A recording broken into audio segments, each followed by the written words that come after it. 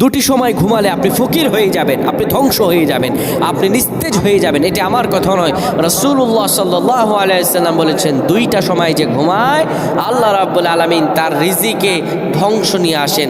আল্লাহুম্মা বিসমিকা আমুতু ওয়া আহইয়া। ঘুমানোর সময় আপনি দোয়া পড়বেন। ঘুম একটি ইবাদত হতে পারে, যদি আপনি সেই ইবাদতের মতো করে ঘুমাতে পারেন, ওযু করে যদি ঘুমিয়ে যান, আপনার গোটা ঘুমটাই নফল নামাজ পড়ার মতো সওয়াব হবে। আমার প্রিয় ভাইরা, দুইটা সময় ঘুমানো যাবে না। এক নম্বরে ফজরের সময় ঘুমাতে পারবেন না, কেননা ফজরের সময় আমার আল্লাহ পৃথিবীর সকল বারাকার দরজাগুলো খুলে দেন। আরেকটা সময় হলো আসরের পর থেকে মাগরিব সময়, এই সময় ভুলেও ঘুমানো যাবে না। ঘুমালে পরে আল্লাহ তাআলার দরবারে আপনি অপরাধী হবেন। এই দুইটা সময় আপনি ঘুমাবেন না।